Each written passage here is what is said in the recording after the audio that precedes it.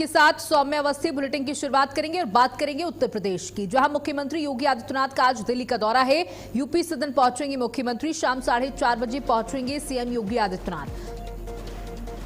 गृह मंत्री अमित शाह से मुख्यमंत्री मुलाकात करेंगे। यूपी सदन पहुंचेंगे मुख्यमंत्री योगी आदित्यनाथ और उसके बाद मुलाकात होगी शाम 4:30 बजे मुख्यमंत्री की। और आज मुख्यमंत्री आदित्यनाथ का दिल्ली का दौरा काफी अहम माना जा रहा है। यूपी सदन पहुंचेंगे मुख्यमंत्री योगी आदित्यनाथ शाम 4:30 बजे, यानी कि अब से ठीक आधे घंटे बाद दिल्ली पहुंच जाएंगे मुख्यमंत्री। गृह मंत्री अमित शाह के साथ उनकी मुलाकात होनी है, मीटिंग होनी है, बैठक होनी है। गृह मंत्री अमित शाह से मुलाकात करेंगे। और देखिए 2027 के चुनाव अब कुछ ही महीनों में हैं, कुछ ही महीने बाकी रह गए हैं 2027 के चुनावों को लेकर। तो आला कमान के साथ बैठकों का ये दौर अब चलना बहुत आम है और मुख्यमंत्री योगी आदित्यनाथ गृह मंत्री अमित शाह से मुलाकात करके कई बड़ी बातें कर सकते हैं। प्रदेश को लेकर चुनाव में किस तरीके से काम करना है उसको लेकर चर्चा हो सकती है।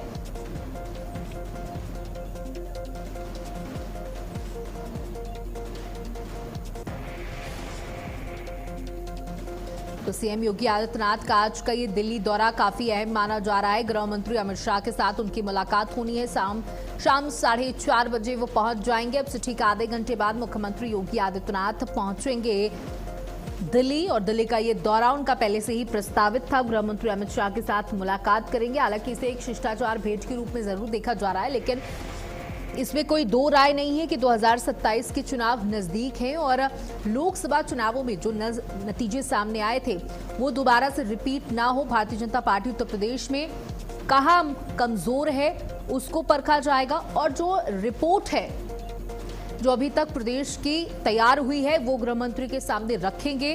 किन लोगों को और क्या जिम्मेदारियां सौंपनी है इस 2027 के चुनाव को लेकर, उस पर भी बातचीत हो सकती है।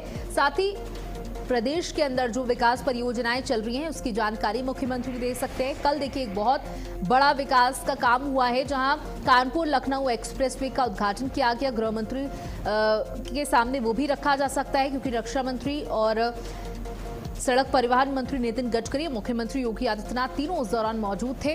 तो वो एक बड़ी उपलब्धि के तौर पर जरूर देखा जा रहा है, उसको गृह मंत्री के सामने रखा जाता है। लेकिन मेन फोकस यहाँ पर अगर देखा जाए तो 2027 के चुनाव ही हैं कि उन्हें कैसे किया जाए और जो नई टीम तैयार हुई है कैसे उस पर जिम्मेदारी डाली जाए, कैसे जिम्मेदारियां सौंपी जाए, कैसे जिम्मेदारियों को बांटा जाए। जरूर इस बैठक में, इस मीटिंग में इन मुद्दों पर चर्चा होगी। यूपी सदन पहुंचेंगे मुख्यमंत्री योगी आदित्यनाथ। अब से कुछ ही देर में मुख्यमंत्री दिल्ली पहुंच जाएंगे।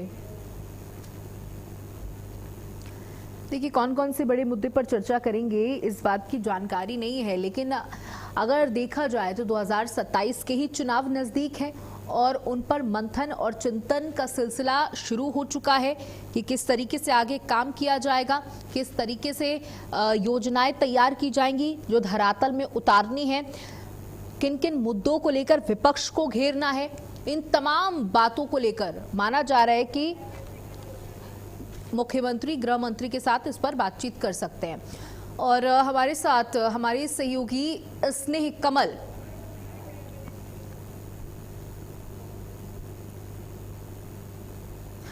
हमारी सहयोगी स्नेह कमल जुड़ चुके हैं, उनसे बातचीत कर लेते हैं। स्नेह कमल, मुख्यमंत्री योगी आदित्यनाथ का दिल्ली का आज दौरा है, अब से कुछ ही देर में पहुंच जाएंगे। किन बड़े मुद्दों पर इस बैठक में चर्चा हो सकती है, इस मुलाकात में चर्चा हो सकती है? का विशेष विमान जो है लखनऊ से जो है वो तब उड़ चुके थे, कुछ ही क्षणों में दिल्ली अभी लैंड करेंगे और वहां से लगभग 4:30 बजे का जो समय है वो यूपी सदन पहुंचेंगे उत्तर प्रदेश के मुख्यमंत्री योगी आदित्यनाथ। वहां से उनकी आज शाम मुलाकात जो है गृह मंत्री अमित शाह से होनी है। उसके बाद पार्टी के शीर्ष नेताओं से भी उनकी मुलाकात प्रस्तावित है। हालांकि जिस तरह से आपने बताया कि योगी आदित्यनाथ के जो दिल्ली आने के पीछे की मुख्य वजह है, आज ही जो पार्टी के राष्ट्रीय अध्यक्ष नितिन नवीन का भी दिल्ली आने कोई कार्यक्रम था, अचानक उन्हें भी सूचना, उनके बारे में सूचना, वो भी दिल्ली पहुंचा है। और जिस तरह भारतीय जनता पार्टी के तमाम वरिष्ठ पदाधिकारी जो है आज भारतीय जनता पार्टी के मुख्यालय आ रहे हैं, तो कहीं न कहीं एक बड़ी खबर कुछ देर के बाद मिल सकती है। और जिस तरह से जो चर्चा थी भारतीय जनता पार्टी की जो नई कार्यकारिणी की सूची है, आने वाले 1-2 दिन के अंदर जो वो फाइनल सूची आ सकती है। और जिस तरह से आपने बताया कि योगी आदित्यनाथ का जो दिल्ली का आज दौरा है, जिस तरह से गृह मंत्री अमित शाह से उनका जो है मिलने कार्यक्रम है, उसके अलावा भारतीय जनता पार्टी के जो शीर्ष नेतृत्व है उनसे भी मिलेंगे, तो हम कह सकते हैं योगी आदित्यनाथ और गृह मंत्री अमित शाह का जो आज उनकी बैठक है, जो उनकी मुलाकात होनी है, वो काफी अहम मानी जा सकती है। चाहे वो भारतीय जनता पार्टी की राष्ट्रीय कार्यकारिणी की जो सूची नई आनी उसकी बात कर लें, चाहे उत्तर प्रदेश के जो आने वाले विधानसभा के चुनाव हो या यूपी का संगठन हो, तमाम लिहाज से अगर देखें तो आज योगी आदित्यनाथ और अमित शाह की बैठक काफी अहम मानी जा रही। सौम्या, बिल्कुल स्नेह कमल, जो आपके द्वारा जानकारी दी जा रही है कि आने वाले चुनावों को लेकर और जो टीम तैयार की जा रही है उसको लेकर, हालांकि अभी एक सूची जारी हो चुकी है संगठन की तरफ से कि किसको जिम्मेदारी सौंपी जाएगी, कई युवा चेहरा उसमें शामिल हुए हैं। अब देखिए, माना यह भी जा रहा है कि नाम तो सामने आ चुके, सूची तो सामने आ चुकी है, अब इनको जिम्मेदारियां किस तरीके से बांटी जाए। और क्योंकि विपक्ष भी है जो लगातार हमलावर है, चाहे वो राम मंदिर के मुद्दे को लेकर के हो, चाहे वो अन्य मुद्दे को लेकर के हो, तो इस पर भी मंथन जरूर किया जा सकता है इस बैठक में। जिस समय जिस सूची की आपने बात की, वो उत्तर प्रदेश कार्यकारिणी सूची थी, और जो नई सूची जो आनी है वो राष्ट्रीय कार्यकारिणी की आनी है। राष्ट्रीय अध्यक्ष नितिन नवीन की जो नई कार्यकारिणी बनेगी, उनकी जो नई कमेटी बनेगी, उनकी सूची आनी है। जो जिस तरह की जिस सूची का आप जिक्र करें सौम्या, वो उत्तर प्रदेश के प्रदेश अध्यक्ष पंकज चौधरी जब अध्यक्ष बने उनकी सूची आई है। अब आने वाले 1-2 दिन के अंदर जो है राष्ट्रीय सूची भी जारी होनी है। और जिस तरह से योगी आदित्यनाथ आज दिल्ली पहुंचे हैं और जिस तरह से जो है राष्ट्रीय अध्यक्ष नितिन नवीन अपने कई कार्यक्रम छोड़कर दिल्ली आ रहे हैं, तो उसको लेकर हम कह सकते हैं कि भारतीय जनता पार्टी के अंदर खाने से 1-2 दिन के अंदर ही कोई बड़ी खबर निकल कर आएगी। बिल्कुल स्नेह कमल, जैसे कि आपने जानकारी दी कि अब राष्ट्रीय कार्यकारिणी की सूची जारी होगी, क्योंकि उत्तर प्रदेश में भी चुनाव है। और जब वो पंकज चौधरी वाली सूची जारी हुई थी तो उसमें जो कई ऐसे नाम थे जो नदारद थे, या कई ऐसे नाम थे जिन्हें बाहर का रास्ता दिखाया गया था, तो ऐसा माना जा रहा था कि उनको बड़ी जिम्मेदारी सौंपी जा सकती है। तो क्या हम ऐसा मान सकते हैं कि जब सूची जारी होगी तो उत्तर प्रदेश के कई बड़े चेहरों को उसमें जगह मिल सकती है? बिल्कुल सौम्या, हम कह सकते हैं जिस तरह से आने वाले समय में उत्तर प्रदेश में विधानसभा के चुनाव है, उत्तराखंड में विधानसभा के चुनाव है, पंजाब में विधानसभा के चुनाव है, तो तीनों राज्यों पर भारतीय जनता पार्टी का एक तरह से फोकस है। और इन तीनों राज्यों के बड़े चेहरों को आने वाली जो सूची है भारतीय जनता पार्टी की राष्ट्रीय कार्यकारिणी की, तीनों जगह तीनों प्रदेशों के नेताओं को इसमें स्थान मिलेगा। और जिस तरह से आपने उत्तर प्रदेश का जिक्र किया, कई ऐसे चेहरे जो उत्तर प्रदेश कमेटी के चेहरे से बाहर थे, उनके बारे में ये अंदर खाने में चर्चा थी कि राष्ट्रीय कार्यकारिणी में या राष्ट्रीय टीमों से कहीं न कहीं जगह दिया जाएगा। तो ये बात भारतीय जनता पार्टी के खेमे से भी छन कर आ रही है। वही राष्ट्रीय कार्यकारिणी की बात करें तो कई ऐसे पुराने चेहरे हैं, कई ऐसे राष्ट्रीय महासचिव जिनकी इस बार छटनी होनी है, और कई ऐसे चेहरे हैं जिनको राष्ट्रीय कार्यकारिणी में लाना है। बिल्कुल, बहुत बहुत शुक्रिया स्नेह कमल हमारे साथ जुड़ने के लिए, तमाम जानकारियां साझा करने के लिए। चलिए आगे बढ़ते हैं। जो लखनऊ में पूर्व केंद्रीय मंत्री अनुराग ठाकुर ने मुख्यमंत्री आदित्यनाथ से मुख्यमंत्री आवास पर शिष्टाचार भेंट की। मुलाकात के बाद अनुराग ठाकुर ने कहा कि मुख्यमंत्री योगी के साथ विभिन्न विषयों पर सार्थक चर्चा हुई है। उन्होंने योगी सरकार के प्रयासों की सराहना करते हुए कहा कि प्रधानमंत्री नरेंद्र मोदी के आत्मनिर्भर भारत के संकल्प को उत्तर प्रदेश सरकार आत्मनिर्भर उत्तर प्रदेश के रूप में आगे बढ़ा रही है। अनुराग ठाकुर ने कहा कि पिछले वर्षों में उत्तर प्रदेश भयमुक्त और माफिया मुक्त वातावरण के साथ सांस्कृतिक विकास और लोक कल्याण के रास्ते पर तेजी से आगे बढ़ा है।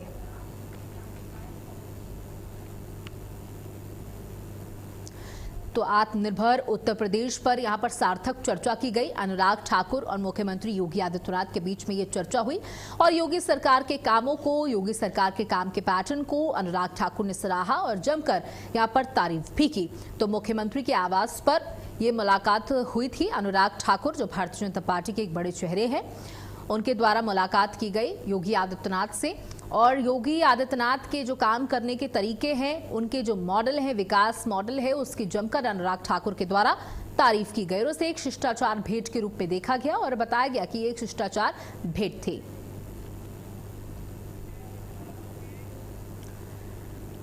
अयोध्या रामधन गबन के आरोपी लवकुश की मुश्किलें बढ़ चुकी हैं। लवकुश के निर्माणाधीन घर पर ईडी का नोटिस, निर्माणाधीन मकान पर अंतिम नोटिस चस्पा किया गया है। पहले के नोटिस के बावजूद कोई कागज पेश नहीं।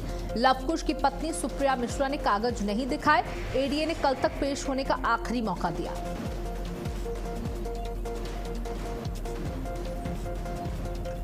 लवकुश के निर्माणाधीन घर पर एडीए ने नोटिस जारी कर दिया है, नोटिस चस्पा कर दिया है। लवकुश की पत्नी से कागजात दिखाने की बात कही गई थी, लेकिन पत्नी के द्वारा भी कागजात नहीं दिखाए जा पाए हैं। पहले के नोटिस के बावजूद कोई भी कागज पेश नहीं किए गए, जिसके बाद अब ये फिर से नोटिस जारी किया गया है। लवकुश की पत्नी सुप्रिया मिश्रा ने कागज नहीं दिखाए हैं। एडीए ने कल तक पेश होने का आखिरी मौका दिया है कि अगर आप कल तक पेश होती हैं, कागजात दिखाती हैं कि ये मकान कहां से आया, इसके क्या दस्तावेज आपके पास हैं, क्या कागजात आपके पास हैं, नहीं तो इस पर बड़ी कार्रवाई की जाएगी। ये निर्माणाधीन मकान है लवकुश मिश्रा का, जो आरोपी है, जो इस समय जेल में है। रामधन गबन के आरोपी लवकुश की मुश्किलें अब बढ़ती हुई यहां पर दिखाई देनी है। नोटिस पहले ही जारी किया जा चुका था। ये मकान कहां से आया, आपके पास इसके क्या दस्तावेज हैं, मकान को कैसे खरीदा गया, जमीन को कैसे खरीदा गया, किन पैसों से निर्माण करा रही थी, वो पैसे कहां से आए, ऐसी तमाम बातें इस नोटिस में लिखी गई थी।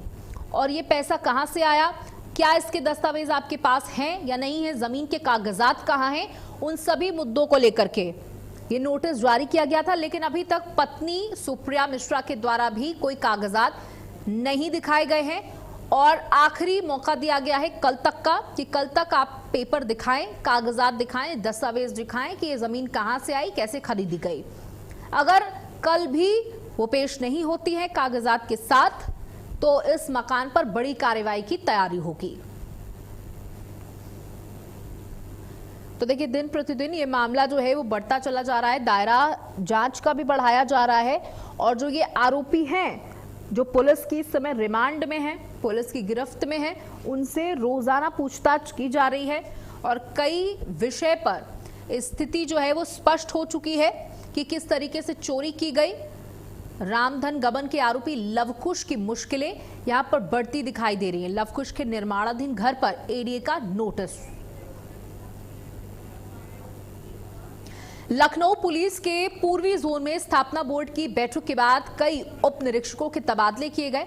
पुलिस उपायुक्त डॉक्टर दीक्षा शर्मा ने स्थापना बोर्ड के निर्णय के अनुसार तत्काल प्रभाव से नई नियुक्ति और स्थानांतरण के आदेश जारी किए हैं। आदेश के तहत संबंधित उप निरीक्षकों को नई तैनाती वाले स्थानों पर तुरंत कार्यभार ग्रहण करने के निर्देश दिए गए हैं। माना यह जा रहा है कि यह फेरबदल पुलिस व्यवस्था को और अधिक प्रभावी एवं सुचारू बनाने के उद्देश्य से किया गया है।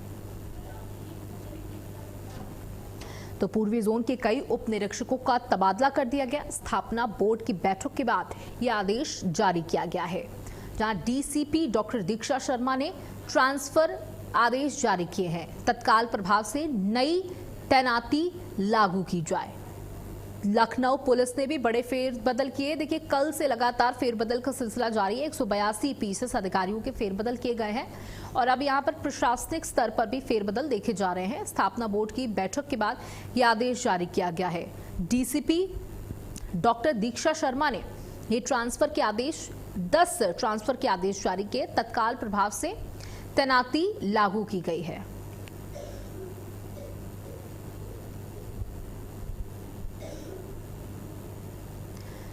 तो पूर्वी जोन के कई अधिकारियों के तबादले किए गए। स्थापना बोर्ड की बैठक के बाद ये आदेश जारी किया गया। लिस्ट हम आपकी टेलीविजन स्क्रीन पर दिखा रहे हैं। डीसीपी डॉक्टर दीक्षा शर्मा ने ट्रांसफर के आदेश जारी किए हैं। वहीं लखनऊ में 59,000 शिक्षक भर्ती का मामला एक बार फिर से गर्मा गया है। आरक्षी वर्ग के अभ्यर्थियों ने बेसिक शिक्षा परिषद निदेशालय के बाहर प्रदर्शन तेज कर दिया है। अभ्यर्थियों का आरोप है कि सुप्रीम कोर्ट के आदेश के बावजूद अब तक संशोधित सूची अदालत में पेश नहीं की गई है। उनका कहना है कि सर्वोच्च न्यायालय ने 6 सप्ताह के भीतर सूची को दोबारा समीक्षा कर भेजने के निर्देश दिए थे, लेकिन तय समय बीत जाने के बाद भी कोई कार्रवाई नहीं की गई। अभ्यर्थियों ने विभाग पर लापरवाही का आरोप लगाते हुए जल्द सूची भेजने और भर्ती प्रक्रिया पूरी करने की मांग की है। अब इस मामले की अगली सुनवाई 21 जुलाई को सुप्रीम कोर्ट में होगी, जिस पर हजारों अभ्यर्थियों की निगाहें टिकी हुई हैं।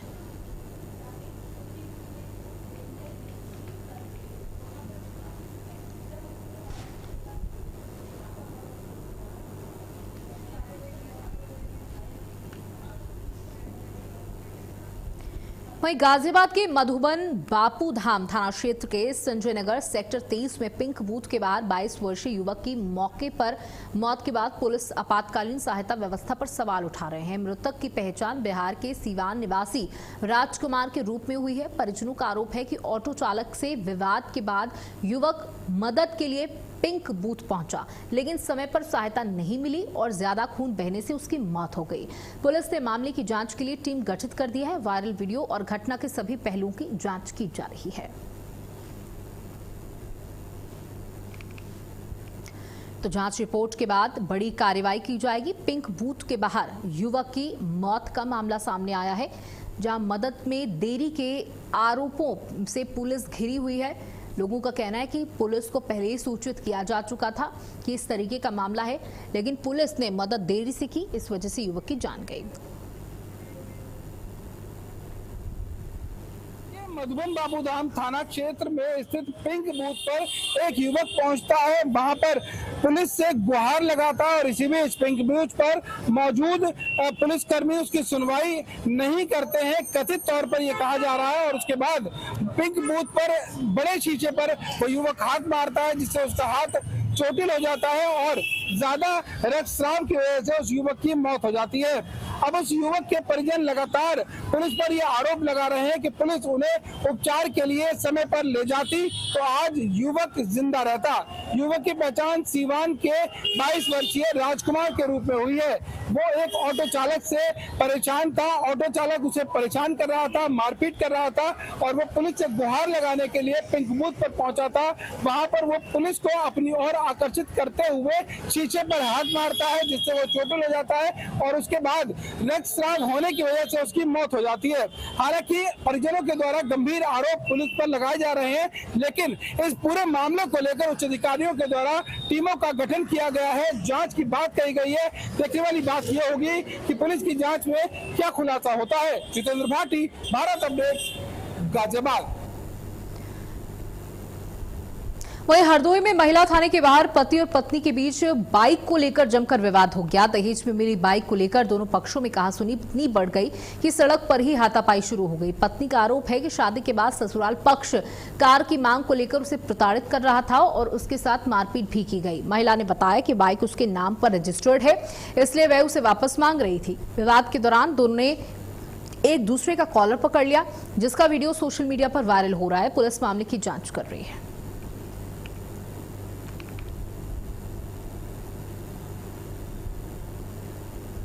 तो पुलिस ने पति को हिरासत में ले लिया है। बाइक विवाद में पति और पत्नी आमने सामने आ गए। पत्नी का कहना है कि ये बाइक जो है वो मेरे नाम पर है, इसलिए मैं इसे वापस मांग रही हूं। वहीं पति बाइक देने से इनकार कर रहा है। हाथापाई का वीडियो सोशल मीडिया पर वायरल हुआ है। पुलिस इस पूरे मामले को सुलझाने का प्रयास कर रही है। बिजनौर के धामपुर सराफा बाजार में नकली ज्वेलरी बेचने पहुंचे एक युवक को व्यापारी ने पकड़ लिया। बताया जा रहा है कि युवक लाखों रुपए की नकली सोने की ज्वेलरी असली बताकर बेचने की कोशिश कर रहा था। ज्वेलर को ज्वेलरी पर शक हुआ, जिसके बाद जांच में मामला संदिग्ध पाया गया और युवक को मौके पर ही दबोच लिया गया। इस दौरान वहां मौजूद लोगों ने युवक की पिटाई कर दी और किसी राहगीर ने इसका वीडियो बनाकर सोशल मीडिया पर वायरल कर दिया। मामला धामपुर थाना क्षेत्र का है, जहां आपको बताते चले कि पुलिस अब पूरे मामले की जांच कर रही है।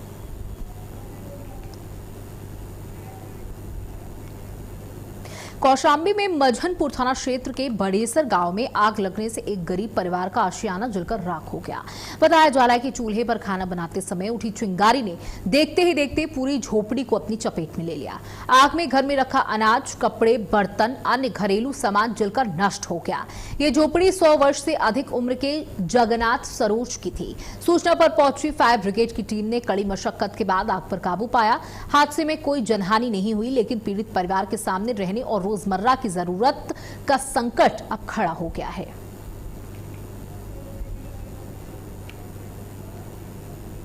गाजियाबाद में स्वाट टीम ने बड़ी कार्रवाई करते हुए अवैध हथियारों के जखीरे का खुलासा कर दिया। टीम ने हथियारों के साथ बड़ी संख्या में कारतूस भी बरामद किए। इस मामले में 3 आरोपियों को हिरासत में लिया गया। पूछताछ में आरोपियों ने बताया कि दिल्ली एनसीआर में अवैध हथियारों की सप्लाई करते थे। आरोपियों ने यह भी खुलासा किया कि उनका एक आका दिल्ली की मंडोली जेल में बंद है, जिसके निर्देश पर वो काम कर रहे थे। पुलिस अब पूरे नेटवर्क की जांच में जुटी हुई है। ऑपरेशन प्रहार के तहत गाजियाबाद पुलिस लगातार अवैध हथियार और नशे के कारोबार के खिलाफ कार्रवाई कर रही है।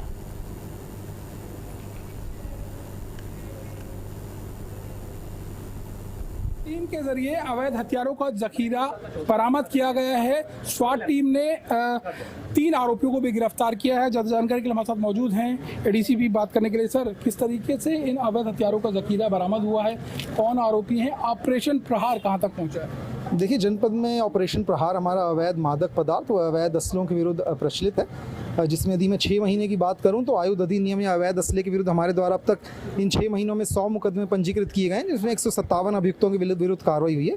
इसी क्रम में हमारी एडीसीपी क्राइम के नेतृत्व में स्वाट टीम को एक सफलता हासिल हुई और इनके द्वारा तीन शातिर अपराधी जो कि अंतर्राज्यीय असला तस्करी गैंग से जुड़े हुए थे, उनको गिरफ्तार किया गया और उनके पास से बरामदगी में 6 नाजायज़ पिस्टल, जिंदा कारतूस व एक ब्लैक थार गाड़ी बरामद की गई है। इनके जो अन्य सदस्य हैं उनके बारे में जो जानकारी इनसे पूछताछ में मिली है उस पर हमारी विभिन्न टीम्स काम कर रही है। जो भी आगे प्रगति होगी आपको अवगत करवाया जाएगा। जेल में बंद कुछ आरोपियों का भी नाम सामने आया है, कौन आरोपी हैं, क्या इन गैंग के? जी, इनके द्वारा पूछताछ में इनके तारिक उमेश पंडित जो कि वर्तमान में जेल में बंद है, पूछताछ में इनका उनसे जुड़ा होना बताया गया है। उसकी क्या भूमिका थी, उसके द्वारा किस तरीके से इनको इनपुट्स दिए जाते थे। जैसा मैंने आपको कहा, ये 7 हमारे पिस्टल और पूर्व में इनके द्वारा जो भी पिस्टल तस्करी की गई है उन सबकी फॉरवर्ड और बैकवर्ड लिंकेजेस पे काम किया जा रहा है। इसमें आगे जैसे कुछ प्रगति होगी आपको अवगत करवाया जाएगा। सर, ये हथियार कहाँ बेचे जाने थे? देखिए, ये तो इनके द्वारा पूछताछ में जो जगहें बताई गई हैं, क्योंकि इन पे हमारी टीम्स काम कर रही है तो इस समय बोलना जल्दी होगा।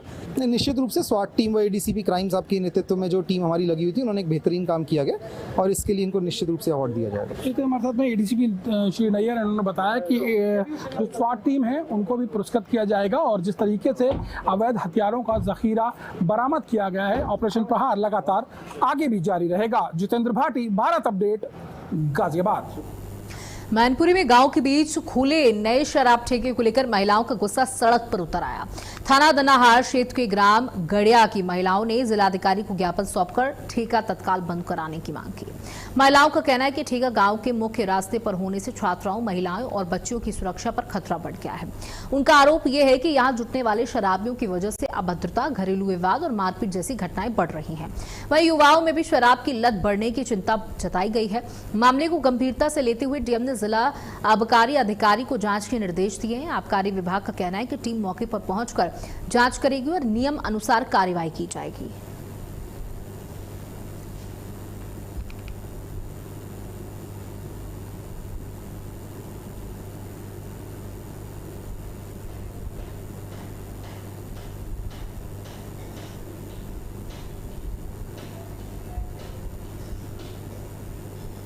इसमें हम अवगत कराना चाहते हैं कि जो एक नई दुकान सृजित की गई है गड़िया नौनेर के नाम से, उसके बारे में कुछ विरोध की जानकारी प्राप्त हुई है। अभी जिलाधिकारी महोदय ने हमको बुलाया है और हम जाकर के अभी वहाँ स्तरीय निरीक्षण करके जो भी नियमानुसार कार्रवाई होगी उसकी हम संस्तुति करेंगे। महिला बता रही है कि दुकान बंद नहीं होगी, फोन करेंगे, ये सब करेंगे, महिलाओं का आरोप है। ठीक है, वो देखिए हर आदमी स्वतंत्र है, लेकिन नियमों को तोड़ करके वो कानून को अपने हाथ में न लिया जाए, ये मेरा भी अनुरोध रहेगा।